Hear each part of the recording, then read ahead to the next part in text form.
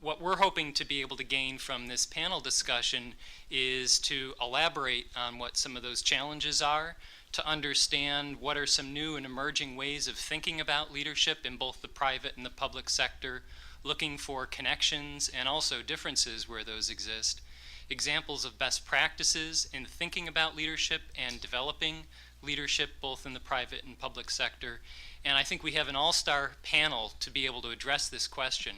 Just a couple of observations that I have seen, have admired in other leaders, have tried to emulate myself. Again, I'm sure you've heard all of these today, but one is having a sense of the mission and sense of the vision. Again, these cut across public-private. I'm going to speak a little bit toward the end about public sector specific characteristics. But you want to understand the mission, you want to have a vision for direction, and then you sort of want to exude excitement and generate energy so that the people around you have a sense of that direction and that vision. The people around you, the smartest thing you can do is surround yourself with people who are smarter than you are and listen to them. Allow your folks and yourself to take risks. So point 3 is take risks. Men, by the way, are much better at that than women. This is one of my, sort of footnote for the women. Don't wait until you're ready for the job. The guys don't wait until they're ready for the job. Just go at it. And I learned that when I headed up the U.S. and Foreign Commercial Service. I did not want the job. I knew it was a management job. 200 some odd field offices. 1,300 employees, all different nationalities, all over the world. They needed a manager. They didn't need a policy wonk. And the late Bob Mosbacher said, nope, you need to do this job, and I will let you hire a deputy who knows something about management. And that's exactly what he did, and I brought in a guy who was so much smarter than I will ever be about management, and between the two of us, we did a pretty good job. Leave the place better than it was when you walked in. And the place, when you're a political appointee, you move in and out of an organization. A career person, you'll move in and out of an organization. Private sector, same kind of thing.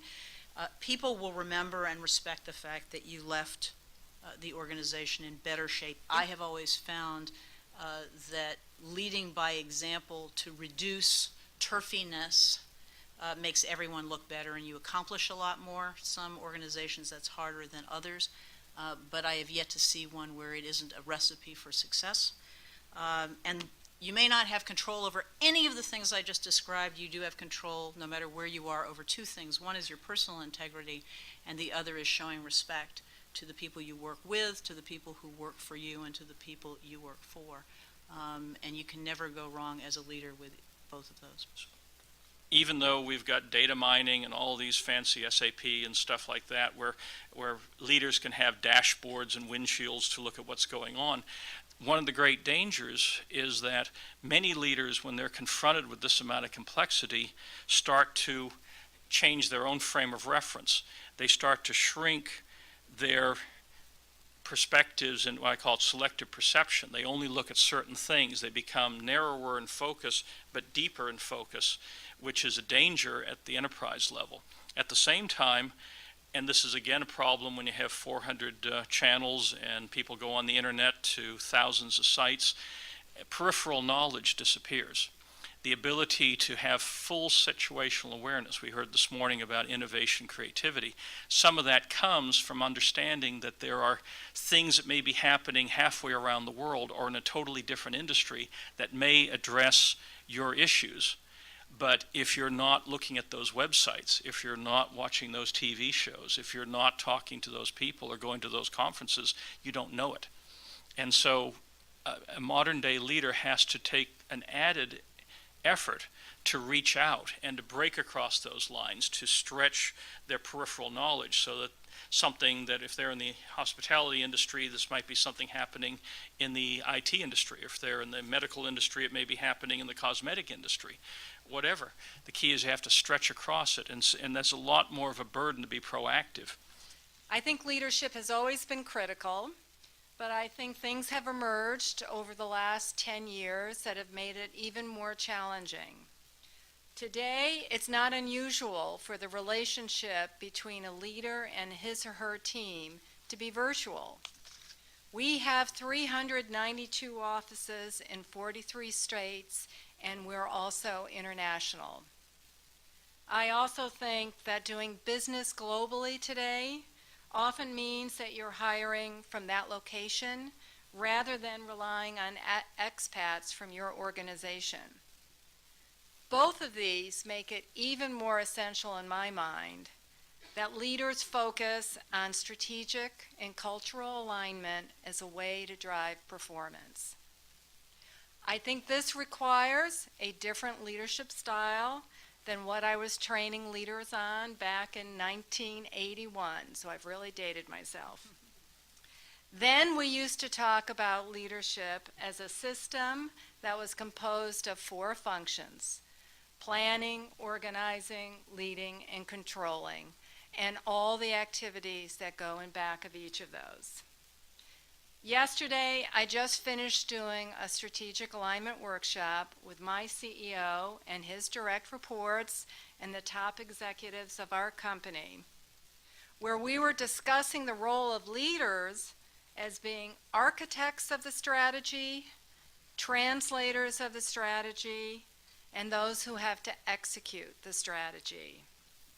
I'll tell you a story. Not long after I joined Martin Marietta, and that was before it merged with Lockheed, we received a hostile takeover bid from Bendix, which was then led by Bill Agee. We had just announced a new CEO, Tom Pownell, who was still in a transition period. Everybody in the company, especially headquarters where I worked, was worried, anxious, and scared. And Tom really came forward as a true leader. He pulled everyone together.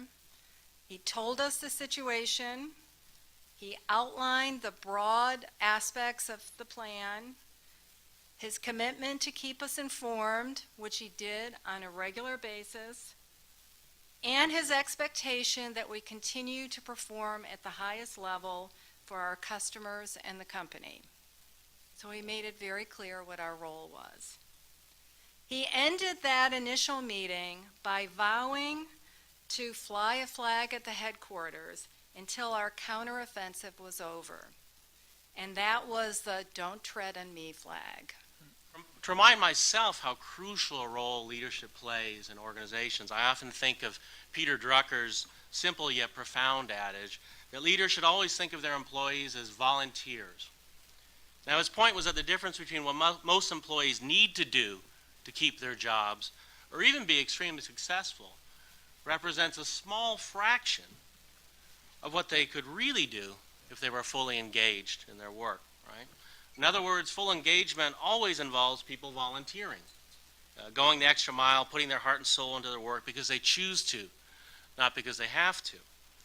And that's, of course, where leadership comes into play. A strong leader can inspire and motivate their staffs to volunteer far better than any other management tool I've seen or used.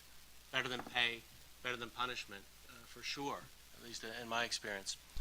No, today I would argue that intangible assets appear to be increasingly important in determining the winners and losers. Assets like corporate culture, reputations, intellectual capital, performance ethics, and so on. And at the heart of these advantages lie fully engaged people, right? Not tariff barriers, not privileged access to government decision makers, not control over a key raw material, but fully engaged people. And as Drucker taught us, that requires leadership. So the move toward intangible assets as an increasingly important driver of competitive advantage is one reason I believe that leadership is more important than ever. Another related reason I think it is more important than ever is that our private and public sector organizations are becoming increasingly complex, and thus the challenges of alignment, strategic alignment that we talked about earlier, are becoming more difficult to solve using traditional systems, processes, structures, and other management tools.